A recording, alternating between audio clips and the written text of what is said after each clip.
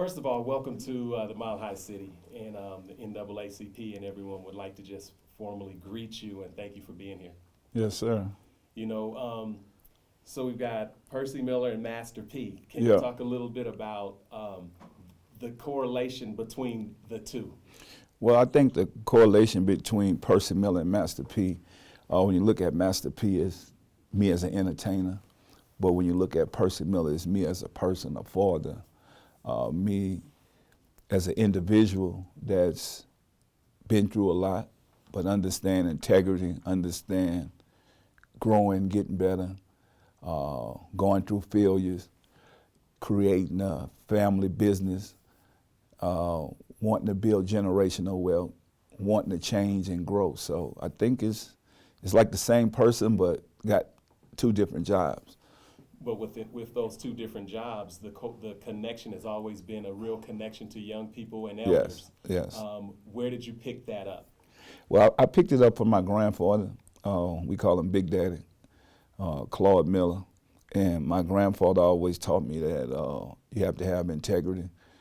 Don't forget where you come from, and don't be afraid to help others. He always said, help your neighbor today, don't wait till it's tomorrow.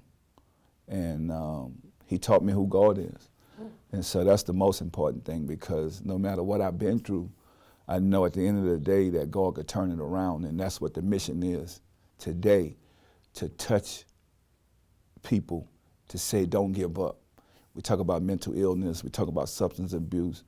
We're losing so many lives, we're losing so many people that are giving up, and we keeping these secrets. So that's why the church say you're not alone.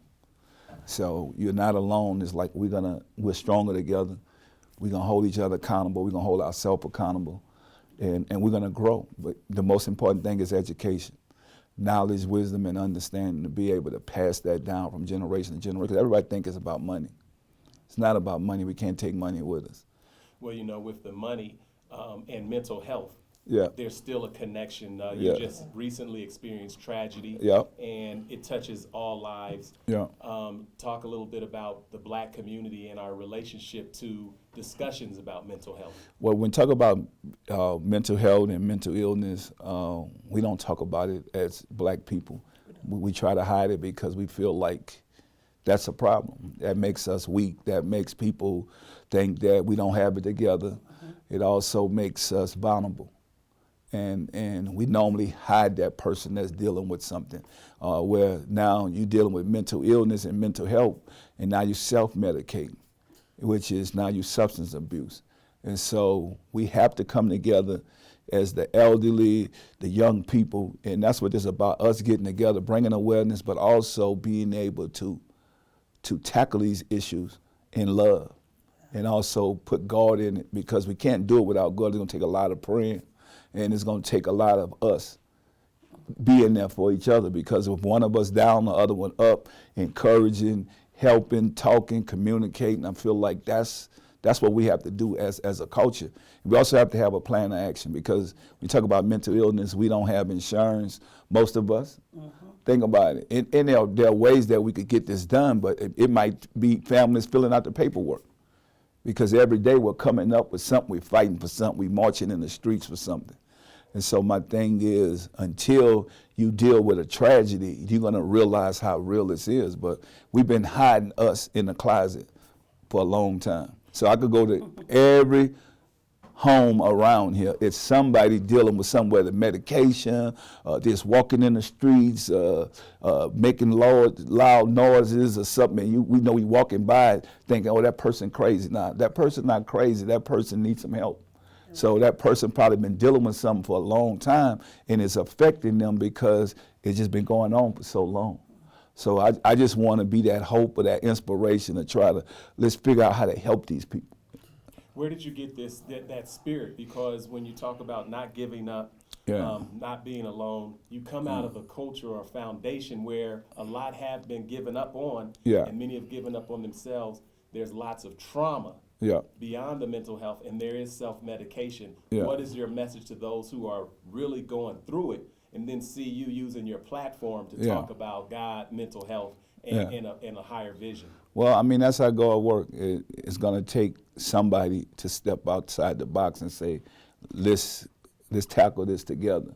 And it's not just about me. It's a lot of great people out here that's doing. It could be regular people in your home that it could be a basketball coach. It could be somebody in the community that just love you. So let's spread that love, and I think it start with that. I love my people. I want to educate my people. I want to give my people the blueprint to life, and I think that's the most important thing, teaching our people how to live, because we are dying young, and nobody's teaching us how to live. So when we talk about dealing with depression, mental illness, all these different things, all we come up with is excuses. So my thing is, let's stop making excuses. So if you say, well, I don't want nobody to know my daughter's dealing with this or my son is dealing with that, I want to hide it, how are we going to fix it? I'm saying let's come out of this hiding in these secrets and let's share real live wisdom, knowledge, information to help us and have a plan of action. And my plan of action is figuring out how to build economic empowerment for people that look like us.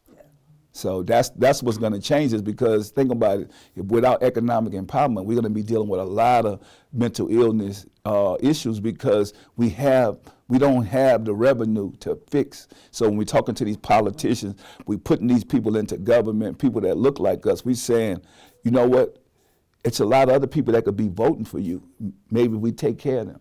Yeah. So when we understand somebody out their mind and they're crazy, let's figure out how to help them get some help. Let's make sure we could get them without giving them drugs. Let's make sure we could give them real medicine that's gonna help their situations. And I just think it's gotta start with loving us, because think about it, they always say other cultures get together, but we don't do that. Just my final question, then we'll go here, and then, and then to Shay J. I wanna just ask about your higher vision, your higher purpose. Yeah. I'm looking at someone, I'm talking to someone who actually purchased the housing complex that he grew up in, and then constantly talks about the community coming together to be able to do what so many feel as though we can't. Yeah. Where did you get this higher vision, and when did you first realize you had it? Well, you know, when I was introduced to God. So I just thank God that my family members, my grandfather, my grandmother introduced me to who God is. And so I said, man, if Jesus been through everything he been through, and they turned his back on him, I know what I'm gonna go through. But guess what? It's for a bigger cause. I mean, he gave his life up for us to live, for our sins to be forgiven. Why can't I do my part? I look at Muhammad Ali. Muhammad Ali not only used boxing, but he went out there and fought for us as a culture, saying that we need to change this. The only way we could do this is we got to have love for the next generation.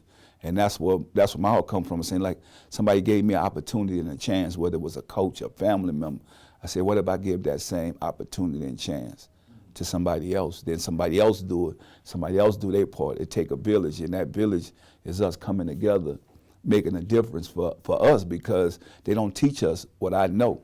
And I don't want my product to be the only product in the stores. I'm like, if I could show you that I could get my product in these stores, I can create some diversity, then we could help other people that look like us, and that's how we build economic empowerment, because now, instead of it's one Master P, we got thousands now.